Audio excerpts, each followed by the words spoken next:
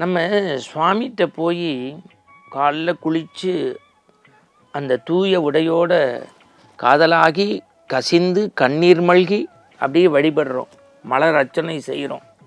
அர்ச்சனை பண்ணி தூப தீப ஆராதனை செய்து நைவேத்தியம் பண்ணி பிறகு தான் பணியை தொடங்குறத இயல்பாக வச்சுருக்கோம். ஆனால் இந்த இறை அருளால் நமக்கு கொஞ்சம் ஞானம் கிடைக்கிறது. இந்த ஞானம் வந்ததற்கு பிறகு என்ன பண்ணிடுறது, அகங்காரம் வந்துடுது. அகங்காரம் வந்ததுக்கப்புறம் நம்மளுடைய புகழ் அதில் மேலே ஏறி உக்காந்துட்டு நான் சொல்கிறது தான் சரின்னு தத்து பித்துன்னு உளர ஆரம்பிக்கிறோம். நீங்கள் எங்கே படித்து எங்கே வாழ்ந்து எங்கே வளர்ந்து உண்டு உறங்கினீங்களோ அதையே ஒரு காலத்தில் தூக்கி எறிகிறீங்க. மனித இயல்பாக இருக்குது. காரணம், புகழ் கண்ணை மறைக்குது. ஆணவம் ரொம்ப அகம்பாவமாக பிடிச்சி ஆட்டுது. அதற்காக அஸ்திவாரத்தையே மறந்துடலாமா? மறக்கிறோம். அதான் மனித இயல்பு. அருமையான ஒரு கட்டுரை படித்தேன் சார். ஒரு துறையில் ஜெயிக்கிறவங்க அந்த துறை பற்றி பேசலாமே தவிர அடுத்த துறை பற்றி சொல்வதற்கு நமக்கு என்ன அருகதை இருக்குது?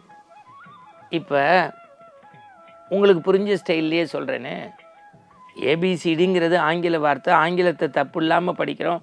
H2Oன்னு படிச்சிடுறோம். H2Oன்னு படிக்கிறதுனாலேயே தெரிஞ்சதுனாலேயே விஞ்ஞானத்தை பற்றி ஒரு ஆங்கிலம் தெரிஞ்ச ஒருத்தர், ஷேக்ஸ்பியரும் ஷெல்லியும் வேர்ட்ஸ்வித்தும் ஆண்டன் செக்கோவாவையும் தெரிஞ்சவர் அறிவியலை பற்றி கதை விடலாமா? அறிவியல் துறையில் மின்னி மிளிர்றவர் இலக்கியத்தை பற்றி தெரியுமா இந்த இலக்கியவாதிகள்னு பேசலாமா?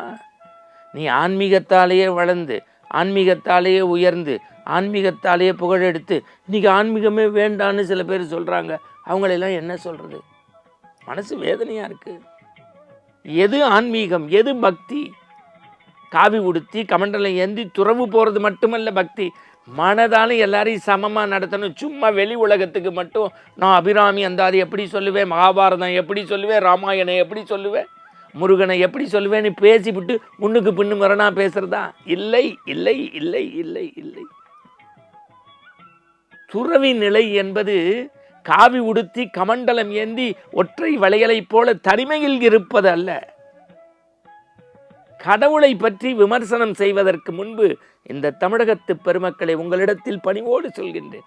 தொலைக்காட்சிகளில் ஒருவர் மின்னி மிளிர்ந்து வர்ணனை செய்கிறார் என்றால் அவர் எப்படி மருத்துவத்தில் வெற்றி பெற்றவராக இருக்க முடியும்? மருத்துவத்துறையில் சாதித்த ஒருத்தர் கண்டிப்பாக விளையாட்டினுடைய சிறப்பு குறித்து அதனுடைய தவறுகளை குறித்து எப்படி சுட்டிக்காட்ட முடியும்?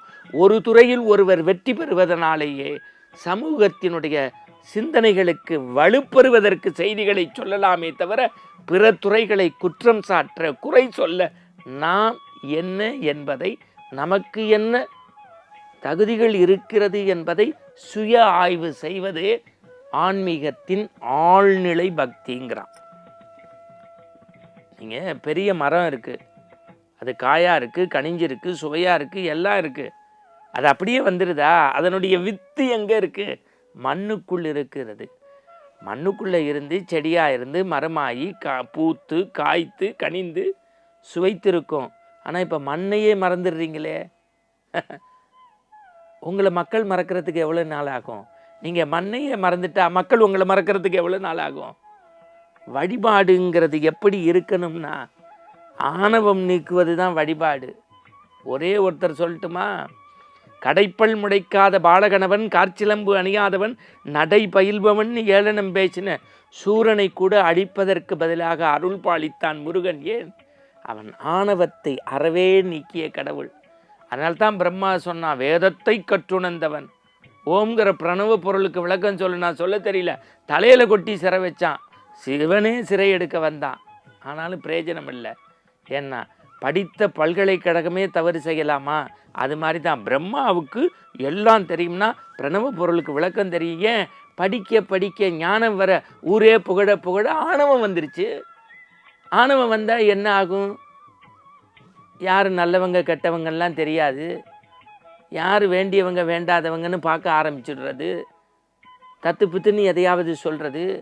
சமூகத்தினுடைய அவலத்தை போக்குவது தான் உண்மையான சிந்தனையாளர்களுடைய செய்தியாக இருக்க வேண்டும். இதை இன்றைக்கு மனம் திறந்து சொல்கின்றேன். நம்முடைய பாரத தேசத்தில் இறை வழிபாட்டில் தான் பெற்ற நெல்லை மலைமலையாக மக்களுக்கு கொடுத்த சுந்தரரைப் போல, நாட்டின் வறுமையை போக்குவதற்கு படிக்காசு தந்த அப்பரை போல கொடுத்து கொடுத்து சிவந்த கையாக இருந்த கர்ணன் நட்புக்காக உயிர் கொடுத்தானே, அதை போல நாம் நீங்கள் நினச்சி பார்க்கணும். சும்மா வீடனனை படிப்பதும் துரியோதனனை சிந்திப்பதும் கர்ணனை வாசிப்பதும் அல்ல வாழ்க்கை. பெரிய புராணம் பேசுவதால் ஒருவர் பெரியவராகிவிட முடியாது. பெரிய புராணம் பேசுவதால் ஒருவர் பெரியவராகிவிட முடியாது. பெரிய புராணத்தின்படி நடப்பதால் மட்டுமே பெரிய மனிதன் ஆக முடியும் என்பதுதான் உண்மையான வாழ்வியல் நெறி என்பதை இன்றைய ஆனந்த ஆரம்பத்தில் நாம் எல்லோருக்கும் தேவையான வாழ்வியல் கருத்தாக பதிவு செய்கின்றேன். நாம் படிப்பது போல நடந்து நின்றால் கற்க கசடர கற்பவை கற்றபின் நிற்க அதற்கு தக ஆனந்தம் நிலைத்து நிற்கும். மீண்டும் நாளை சந்திப்போம்.